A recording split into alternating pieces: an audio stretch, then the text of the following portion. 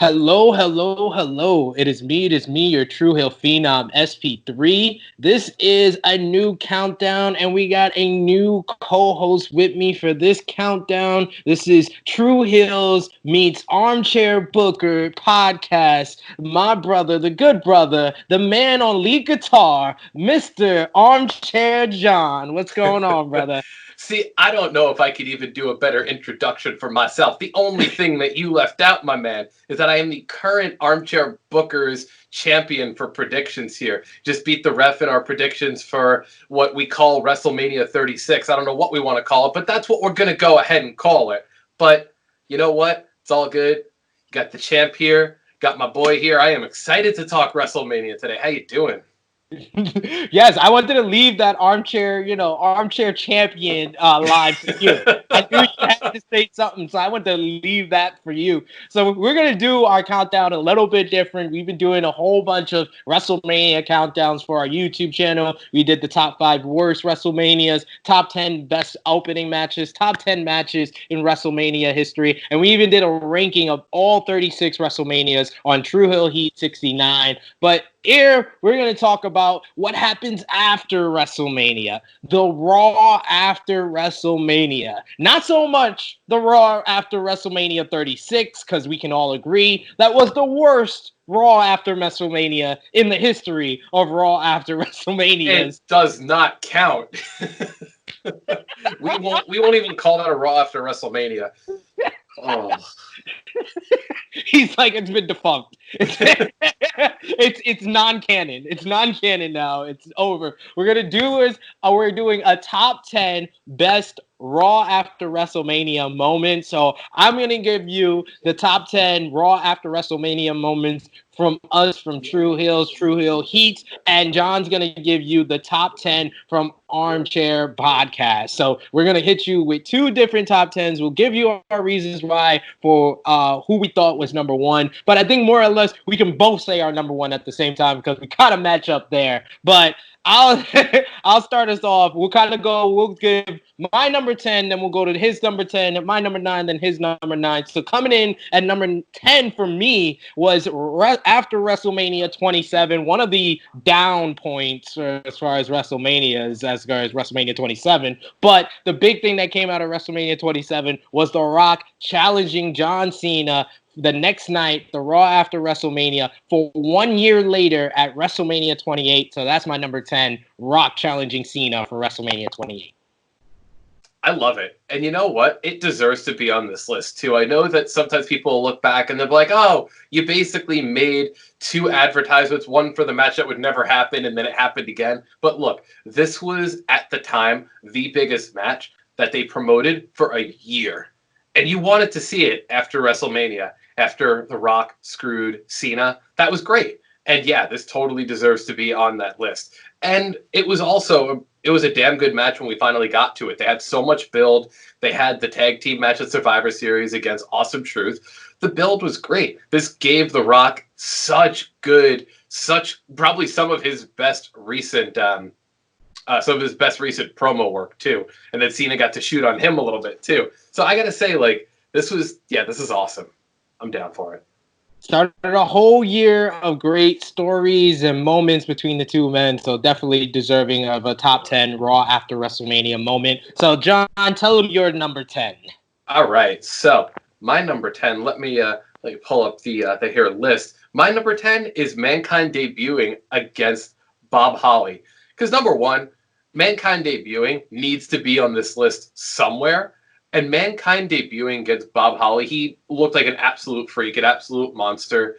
I don't know. It's just Mankind has to be on this list because of all the faces that he portrays of him right before he came in. Just like everything leading up to Mankind's debut, I think it was a good match. It was fine. It was basically him against what we knew Bob Holly as with the long brown hair and all that. But, Mankind, absolutely. Mankind debuting against Holly. Number 10, locking it in.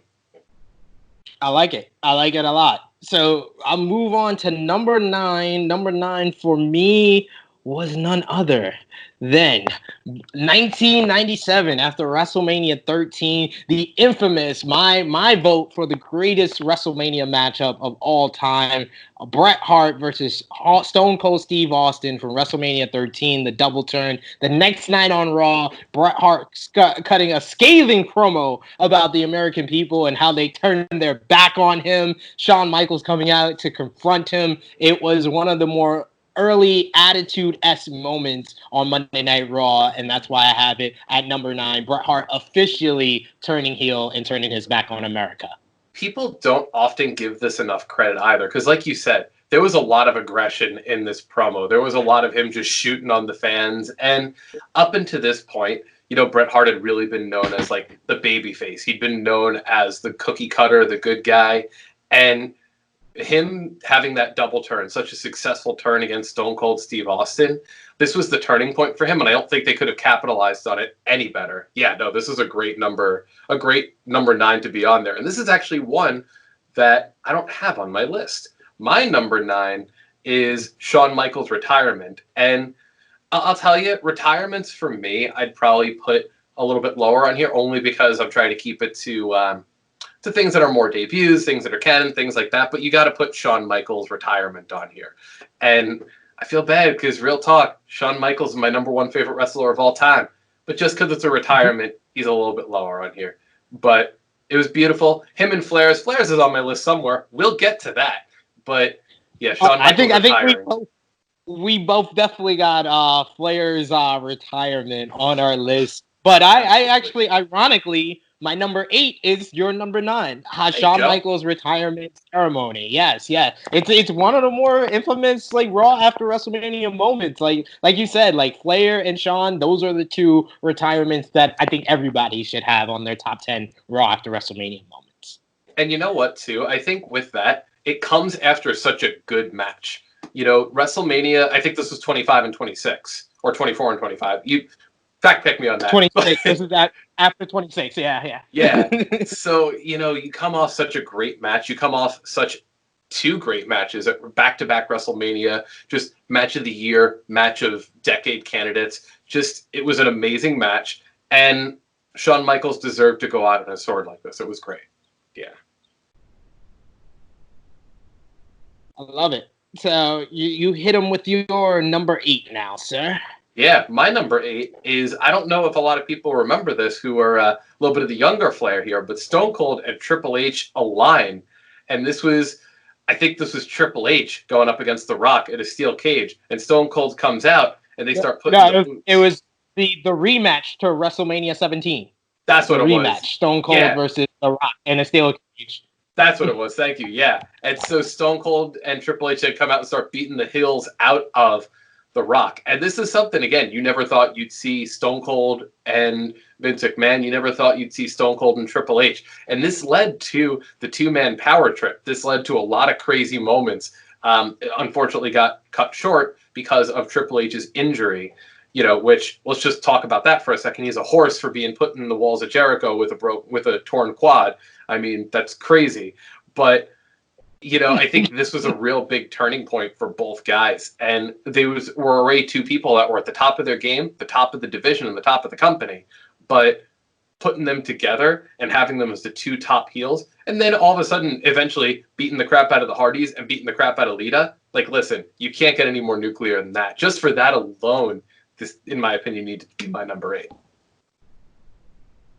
I would have had that in my top 10. I definitely you gave a very convincing argument for why I should have had it in my top 10, but the reason that I didn't is I hated Triple H as a kid. I loved The Rock. And so I was like, when Triple H comes out, you think Triple H, he's sick and tired of Vince, you know, favoring other people over him. He's had this long rivalry with Stone Cold. This was the moment where Triple H should have turned heel before he was even injured. It shouldn't have taken a YouTube video, beautiful day, for Triple H to turn babyface. This was the moment for Triple H to turn babyface. Austin turned heel. They had this long-term rivalry. He beat Austin at No Way Out before Austin won the title at WrestleMania. So it all set up for Triple H to be that top babyface. So I just have very strong emotional feelings, but you make a great argument for why it deserves to be in the top 10. But that's my reason why I didn't put it in there. Coming in at number 7 is one that you mentioned before, Mankind's debut. I have it a little bit higher because it's probably, I would say, outside honorable mention is for this top 10 is probably Sid turning on Shawn Michaels after WrestleMania 11, because in my mind, that's the first ever Raw after WrestleMania moment. But this is the first ever Raw after WrestleMania big debut with Mankind. And more important to me than the match against Bob Holly that started the show was the end of the night where he attacks The Undertaker. Because that sets up a rivalry that would go on to last 2 more years afterwards. That culminates in probably the most famous wrestling match of all time, with Undertaker throwing Mick Foley off of the Hell in a Cell. Absolutely. And you got to bear in mind, too, it's not easy. And people say this till the cows come home, but you got to consider a character like The Undertaker being a dead man, being like literally dead, is very hard for some fans to have taken seriously. And then all of a sudden Mankind comes in, who's like this very like visceral squealing character. And you're like, oh shit, he needs to go against The Undertaker. And it happened basically immediately when he came in. And it turned into, like you said, one of the most memorable moments in just wrestling history in general. Most memorable rivalries definitely of my childhood growing up watching the WWF. That was one of the rivalries that sticks out in my mind the most. Oh, yeah. So hit them with your number 7, sir. My number 7, we talked a little bit off pod before we started hitting that record button. But this one is Goldberg debuts on Raw against probably one of the best versions of heel Rocky, in my opinion.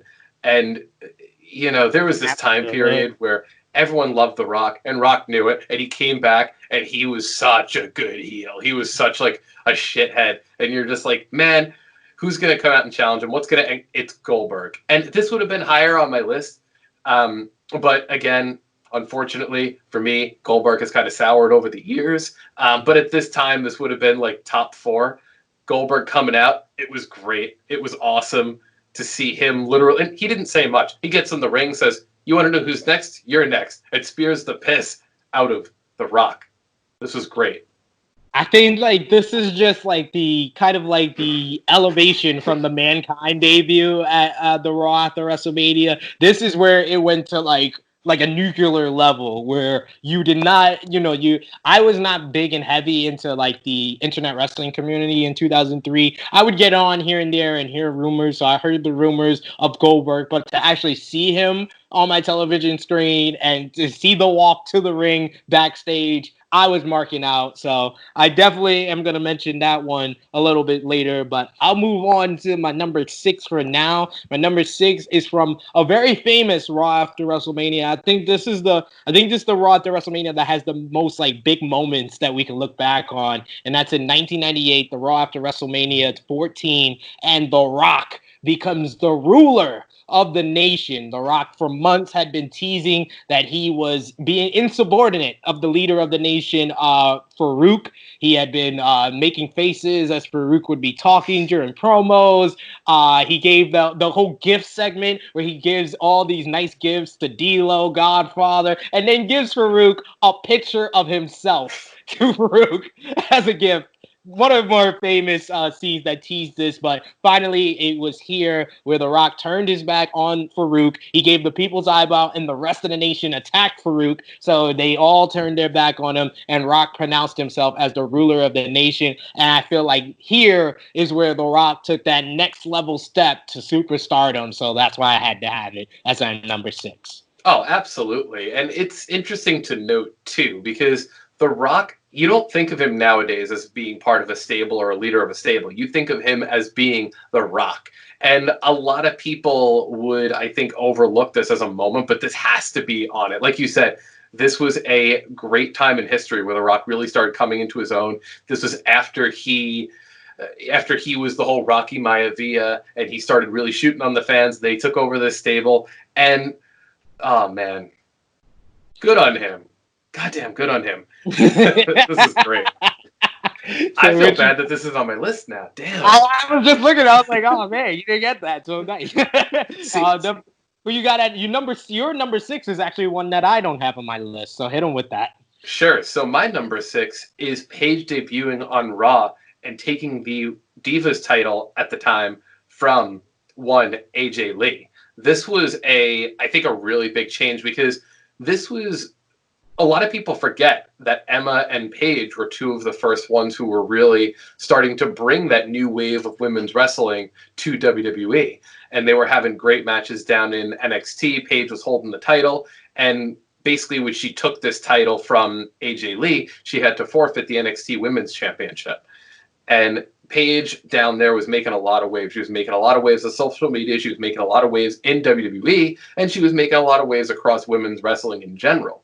And when she came out that night, it wasn't to a silence. It was to a big applause. And I think without Paige coming out to that, we wouldn't have the NXT call-ups being such a big part of the Raw after WrestleMania. I guarantee you, if she came out to crickets, they'd be like, all right, cool, put them on like 2 Mondays after Survivor Series, fuck them. But like, for this, I think when she came out and people were really responsive, Vince probably looked at that and was like, wow, people actually watch NXT and they follow these people. So let's create that as a roadmap, as a template for that. So I 100% agree with you there. I'm like, you gave the best argument possible for this, because it is making me very much regret that that's not in my top 10, because you're absolutely right. Paige was the trendsetter for all the NXT call-ups that we got on Raw after WrestleManias after her. The Raw from the crowd, and you're absolutely right, because I just rewatched NXT Arrival and how good that Emma versus Paige match was. Like, and I thought about it as I'm watching the match. I'm like,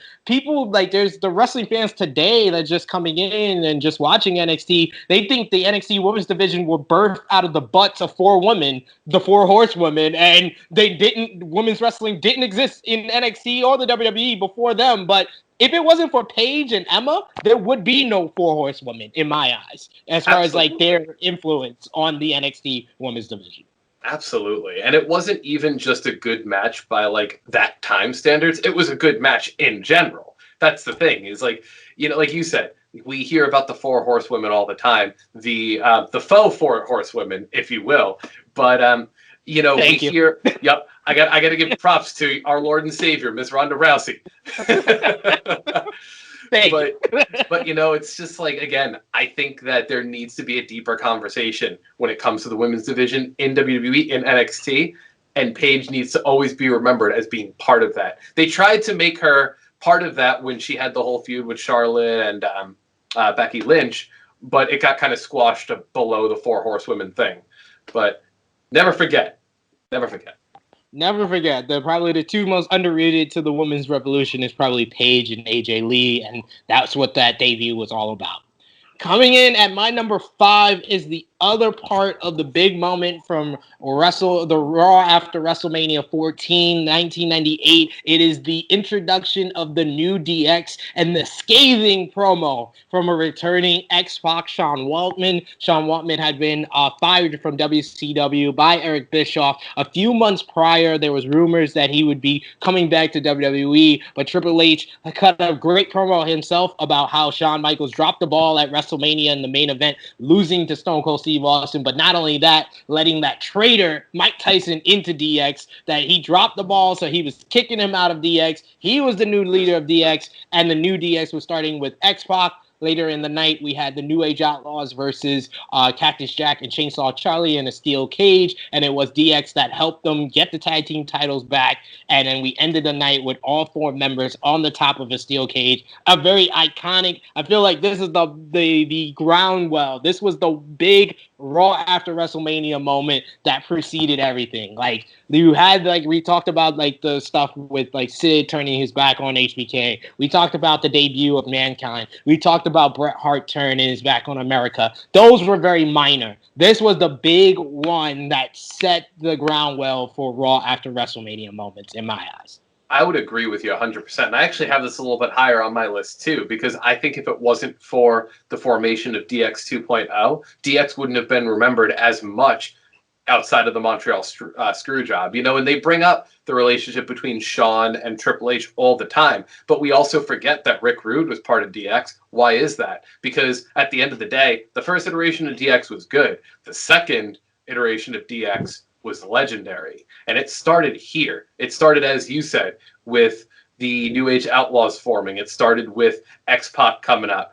And this was also, like, now I'd say we have a lot more marquee fans. We have a lot more people who are smart to the business. Back then, you had people that were smart to the business, but nowhere near as many as now. So when you were saying things like the Click, people were like, holy, like, what's he saying? Like, oh my God, you're actually bringing it up. Now they kind of do it. Now you have Sami Zayn being like, you got told about AEW. Boom. You're like, all right, like, oh, fine. But, like, this was the time when they brought in the right person. They made the right person the head of the stable, and they just let them go loose. And this was the start of it. I don't think if you didn't have this moment, DX wouldn't be remembered anywhere near as closely as it was. I could totally agree with you 100% on that, my brother. I'll even double down on that for a second. They say Shawn Michaels is DX, absolutely. Yeah, they have him come back with all that. But remember, there was only a short period of time where Shawn Michaels was with the other five in DX. When he was the commissioner. Exactly, and even then, he turned his back on them. He cost X-Pac the WWF title against The Rock. He turned and he went to the corporation, and then all of a sudden, the corporation turned their back on Shawn Michaels. He was back on DX side. And then I remember the run Raw where DX set up Shawn Michaels to get jumped by the corporation outside the building. So, yeah, he was never really a part of that DX. Exactly. Head over with your number 5, brother. Yeah, my number 5 is Rock challenging Cena for WrestleMania next year. And the reason I got it a little bit higher on mine is this did great business. Again, we talked about it a little bit earlier, but it did great business. Never before have you seen a match promoted for a year on TV that's syndicated every week. I thought this was a really strong thing to do. They knew Rock, they knew Cena. Some people were pissed about it that they were going to promote it for a year, but you know what? The build was great for it. It was awesome. It brought out the best in Cena, it brought out the best in Rock, and it brought out the best barb that Cena could throw at Rock. Hey, don't write your promos on your wrist, my man. And yeah, and I gotta say, like, at first when he said that, I didn't know what he meant. I was like, oh, okay, cool. Like, and I assumed it was some like inside shit. And they were like, oh, The Rock's got like shit written on his. I was like, oh, damn. Like that made you be like, damn, is The Rock as good as I always thought he was? And then that's when you started learning like a whole bunch of things. Like, I didn't know how much of the stuff Brian Gerwitz of The Rock stuff really he wrote until that stuff was brought up. So yeah, you're actually I feel like, yeah, you definitely are right to have it as high up as you do. Coming at my number 4 is one that you have already mentioned, Goldberg's debut. You kind of summed it up perfectly. The big debut against Hollywood Rock. Definitely in retrospect, in hindsight, it definitely should be lower, but I feel like this was like the big Raw after WrestleMania debut that started it for everything else. Yeah, if you take it just as a debut on its own, absolutely. It's exactly where it needs to be, that high up on the list. And like I was saying at the top, mine is marred by the future. But if you're looking at it just as its debut, it was great. The only thing that would have made it better is if they didn't show him like randomly walking through the hallway, because I know that was his thing, but they didn't show him like hitting the head, or like they could have done it a tiny bit better. But it was good. You always wanted to see Goldberg in WWE, and he was here. And the way they set it up with The Rock kind of teasing that he was done after beating Stone Cold Steve Austin. He had beaten Stone Cold and Hulk Hogan at WrestleMania, so he was pretty much teasing he was done after that. And then for Goldberg to come out and then take him out with the spear, it was awesome to me. Absolutely. So you hit on with your number 4, and that bleeds into my number 3 because they are the same. Ah, boom. There we go. So we'll talk about them both at the same time. We got Flair's retirement for me at number 4 and for you at number 3. This is probably one of the, if not the best retirement in wrestling that I've seen. It was real emotional. You had everyone coming out for it. You're not talking about a guy that's been wrestling for 10 years and had to retire. You're not talking about somebody who, unfortunate circumstance, had to retire due to injury. You're talking about somebody who was in the NWA, who was in WCW, who went to WWE. You're talking about somebody who's etched in the industry, who people, he wrestled Buddy Rogers for the gimmick Nature Boy. Like, that's how far this guy goes back. His daughter is in the industry. His daughter wasn't in the industry at that time, I don't think, or just getting started. No, but no, just she wasn't. like, yeah, she wasn't in NXT at that time, right? But No. But, you know, you have somebody who's so etched in the industry, when you think of wrestling, you think of Flair. If they'd have done anything less than this, it would have been a slap in the face. But they did exactly what they should have. And off camera, then they had Undertaker come out. And Undertaker, if you notice in any sorts of retirement and any sorts of even tributes to passed away wrestlers, he doesn't come out for shit. You know, he doesn't. And it's not a bad thing. They just try to keep the gimmick alive a bit, right? But he came out for this. He did the whole Undertaker pose, gave him the handshake and the hug. And it was just like, wow, even the Undertaker is going to do this. And it was just like the icing on the cake. And we won't talk about TNA. We won't talk about TNA. Well, this is the end of Flair. This was the end of Flair. Yeah. The less we say about his TNA run, the better. But unless we're talking about Jay Lethal, that was the peak of Ric Flair in TNA with Jay Lethal's impersonation. But this right here, yes, they pretty much summed up a 30, 40-year career in a cool 30-minute segment. It had the Horsemen. You had Ricky the Dragon Steamboat. I felt like Sting maybe should have been there. I feel like that's the one person that I wish could have been there. But everyone just contributed to this. This kind of bled into the rest of the year for like storylines, because the setup for Shawn Michaels' next two feuds is because of this. But I just love this retirement. This is the retirement ceremony to end all retirement ceremonies, and that's why like Shawn Michaels' retirement ceremony was viewed kind of like skewed, because you know some people thought it was nice, but some people was like it wasn't as great as Flair. Like Flair created that bar, that peak for everybody else to hit. Absolutely, yeah. And I mean, you consider the differences between them too. Like Shawn retired and then he came back and he had like a whole second renaissance. But Shawn Michaels is still relatively young. Ric Flair, every time he would get in the ring, they're just like, I'm glad you're getting in the ring. I'm glad you could still do it, but don't. You know, they were just like, when are you gonna not? And the story, I think, going into it, I love the matches, which, like I said, Shawn is my favorite wrestler, and those are two just match of the decade candidates. But I would say that there was more emotion behind the Ric Flair-Shawn Michaels match than there was around the Undertaker-Shawn Michaels match. Undertaker-Shawn Michaels was a better match.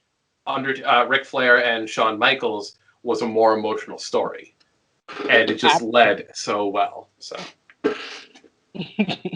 Absolutely. So hit him with your number 3, good brother. Absolutely. So my number 3 is one that you brought up earlier, DX versus X-Pac debut. DX changed the industry. DX rode up on a goddamn tank to WCW. And what's his name? That guy. Oh, Eric Bischoff. That's his name. Was like, oh, if I knew we were out there, I would have let him in. I didn't know they were. What are you talking about? This is a company that literally both companies would watch the TVs to watch their competition. What do you mean they didn't know they were out there? Did you just not know how to hit the button? Like, dude, if it wasn't for this moment here, as I said, DX wouldn't have been remembered as well as they were. And this was the start of it. X-Pac was the best person. X-Pac had a really fire promo here too. So this was great to see. Triple H in rare form. And this was also before Triple H became like the main guy. Triple H was always like, really, he was Shawn Michaels' bag carrier in so many words. But Triple H being now given this spot and saying, I'm taking it over, I'm taking the lead, notice me, and here's who I got with me.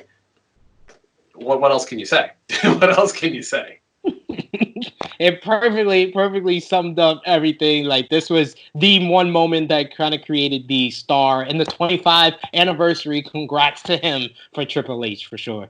But our number 2 and number 1, this is where we come and we kind of see eye to eye. So we can both kind of talk about these two in succession. So coming in at our collective number 2 is Dolph Ziggler cashes in Money in the Bank after WrestleMania 29. This is like the pop to end all pops. Just the build up to this. with Ziggler kind of being that mid-carder that always got the rug taken out from under him, winning Money in the Bank, having the tease of Cena taking Money in the Bank from him, the whole storyline with him and AJ Lee, and then having a world champion in Alberto Del Rio that was obviously a heel to everybody but WWE, who wanted to force feed him as this Mexican hero because they wanted a new Rey Mysterio, because they said, oh, Rey Mysterio's done, and here we are, 2020. Rey Mysterio still having the best matches on Raw, but that's besides the point. But Dolph Ziggler was a savior in a number of different ways. It's just, I think that he would be our number one if this had better follow-up. Absolutely. I couldn't agree more with you. And think about it. What an odd pairing. AJ Lee, Dolph Ziggler, and Big E Langston. What a weird pairing of that. But it didn't matter. You know why? Because the crowd was behind Ziggler. The crowd wanted Ziggler to become the world champion. And like you said, I'm a big fan of Del Rio's work in WWE. I think he was a really big heat magnet. But that aside, yeah, he was a heel to everybody except for WWE management. And when he cashed in Dolph Ziggler on this, I said it about Paige before. Paige had a huge pop for when she debuted. How does the brass in WWE not see what they had in Ziggler at this point? Are you going to tell me that an entire stadium filled with people cheering for this guy are just marks? No, not at all. They are people who were firmly behind Dolph Ziggler, who wanted to see him as champion, who believed in who he was and what he did. And this was the perfect cash-in. Because he also didn't see it coming. He didn't say, I'm going to come and cash it. He wasn't one of these guys that just kept coming out. Like, he would tease it every now and again. But there were some people that would literally play it like, oh, I'll cash in for 3 months. I never do. And then one night they do. Dolph Ziggler, this was probably one of the best cash-ins from somebody who deserves it. I loved it. Absolutely agree. I'd say that that's probably my favorite Money in the Bank cash-in right there with Edge and Seth. Number one is none other than 1 year before Dolph Ziggler cashed in Money in the Bank. Everybody was talking about WrestleMania 28, talking about if Brock Lesnar would show up at WrestleMania 28. He didn't. Then the next night on Raw, and besides yelling yes, the crowd was yelling for Brock Lesnar to come out. John Cena cuts his long promo talking about how he got beat by The Rock. And then finally we hear boom, boom, boom, boom, boom. And just the roar of the crowd, the Brock Lesnar guy. There's just so much in this. It's literally, you could just watch it. It'd take you like 10 minutes to watch the whole segment. But it's just so great. And just the crowd, Cena, Brock, everything comes together. And this is the one moment that says Raw after WrestleMania the most to me. Absolutely. It came at the end of the show. It came at a great point in it where, you heard some people in the crowd chanting Brock, Brock, but you could really, most people were saying Rock. Most people wanted The Rock to come out. You didn't know he was coming out unless you were really in like the know of the news and all that. But I got to also bring up something. The Armchair Bookers Podcast episode 1 was titled, Is Brock Lesnar Ruining the Universal Championship? Episode 52 or 53 was, Is Brock Lesnar Ruining the World Championship? And so the Armchair Bookers, in so many ways, owes Brock Lesnar's return to the creation of our podcast. But that being said, Lesnar, the way he came back here and the way he's been portrayed since has been nothing but short of amazing. Whether you hate him for holding on to the title and leaving, whether you love him for the matches that he's had and the fact that even if he's beaten people, he's putting people over super shine, like, Daniel Bryan, AJ Styles. Who thought AJ Styles was going to have any bit of offense against Brock Lesnar? Look at that match. That's a great match. Lesnar cares about the business. No matter what people say, Lesnar really cares about the business, but he cares about himself in the business. He sees himself as someone that can put people over. He sees himself as a brand, and he won't let much tarnish that. Him coming back against Cena, I wish he would have won his return, but I don't know if they really thought he was going to be with the company long term, so I was like, all right, we got to get him beat, whatever.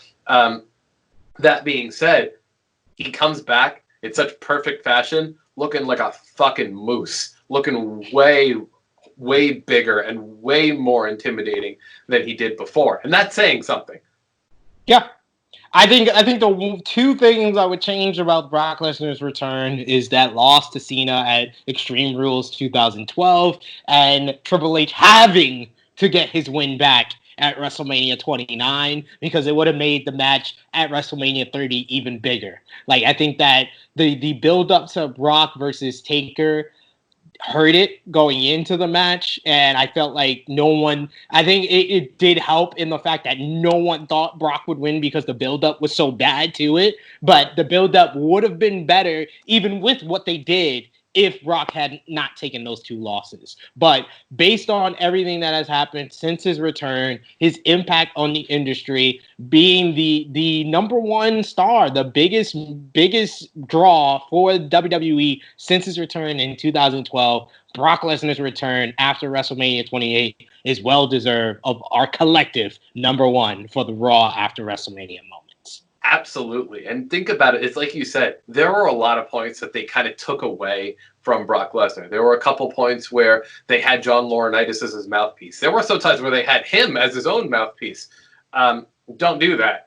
But, you had a lot of really crazy moments, too. He broke Triple H's arm. He broke Shawn Michaels' arm. Like you said, had he beat Triple H at 29, it would have made 30 that much bigger. If this was New Japan, we'd be booking at a year and a half. That's just the way that they work. When you're WWE, you book to the next show. But, it was still great. I still remember when he beat Undertaker. I was at a Buffalo Wild Wings in Parsippany, New Jersey, and they were showcasing WrestleMania 30. We were eating some friends, and I saw the 3 count. I was like, oh, fuck, they actually did it? And it was, totally, nonchalant. And then I'm sitting with friends. I'm like, holy shit, they did it.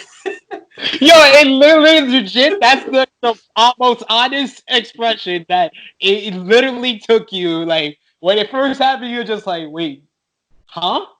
And then a minute later, you're like, oh shit, the streak. It wasn't until you see the 21-1 pop up on the screen that you didn't think it was real until then.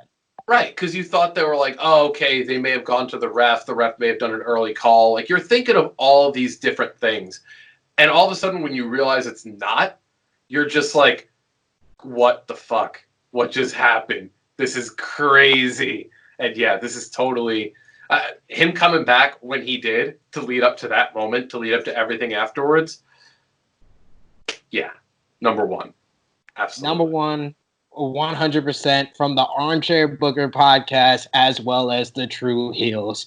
John, tell them where they can check out Armchair Bookers Podcast, as well as yourself, social media, or anything that you would like to promote. Thank you, my man. Thank you. If you're listening to the Armchair Bookers Podcast, you'll be used to the spiel. But if you're not, you can check us out over on any of the podcasting apps, Apple Podcasts, Spotify, Podbean, Google Podcasts. Anywhere you find us, anywhere you look us up, you'll find us. We're over on YouTube, Instagram, Facebook, and Twitter. Just search Armchair Bookers Podcast. And we got some sweet merch over on ProWrestlingTees.com/Armchair Bookers Podcast. We got about 9 shirts up on there. Got a bunch of different merch. But I'm looking across over at you in your True Heels ECW inspired shirt. There you go. It's gonna be better than that. And if you are listening to this on the Armchair Bookers podcast, you can check out the True Hill Heat on YouTube, youtube.com/True Hill Heat. You can follow us on Twitter, Facebook, and Instagram at True Hill Heat. We are on iTunes, Spotify, if you want to listen to us as well. And you can purchase our merch at ProWrestlingTees.com/True Heels. So, for my good friend, the Armchair Predictions Champion of the World, Armchair John. It is me, your True Hill Phenom SP3. This has been the top 10 Raw After WrestleMania Moments. Signing off until next time.